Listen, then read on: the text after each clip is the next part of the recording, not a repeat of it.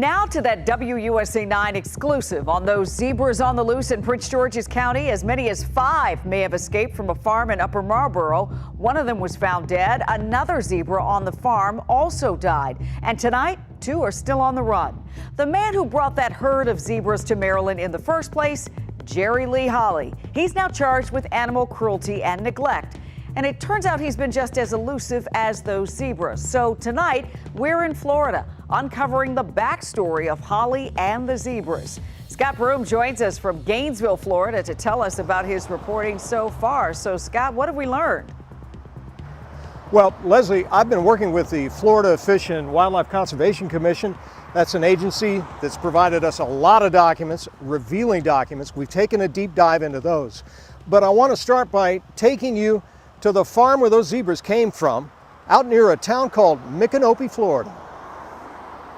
That's where Jerry Lee Holly's 810-acre Florida ranch is located. It's where he kept those 40 zebras, along with other wildlife, before transporting the zebras to his farm in Prince George's County. Take a look at what we captured with our drone. People who live near Holly's immense Florida estate described it as a wonderland right out of Africa. We saw sweeping vistas of fenced pastures dotted with live oak trees and signature Spanish moss. There are barns and a stately home. But despite appearances from the outside, documents tell a different story. Holly has been convicted twice for violating Florida regulations on caging captive wildlife. And we've been digging into inspection reports that date back almost 20 years. They reveal Holly's been cited at least 240 times by state and federal regulators since 2004 for violations including keeping animals in filthy and dangerous conditions. Animals have been injured and died, according to the reports. And yet, despite this evidence, we know the U.S. Department of Agriculture issued Holly a new permit for his Maryland property.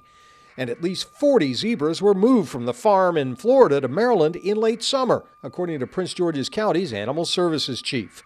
2 of those zebras are now dead.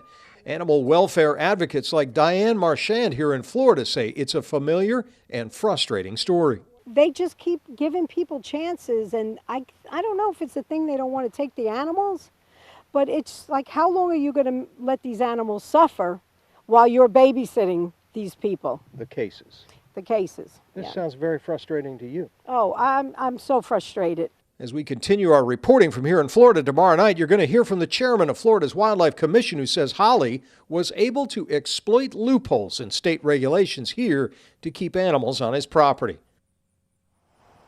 And tomorrow night at 11, we're also, Leslie, going to be talking to people who are familiar with day-to-day operations on that farm, so there's a lot more reporting to do from down here in Florida.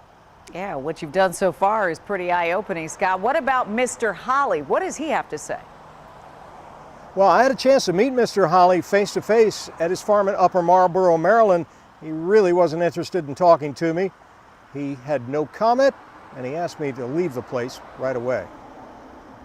Well, you left and you kept digging, Scott, and we are looking forward to more of your reporting. And of course, you can watch Scott's special report right here tomorrow on the news at 11.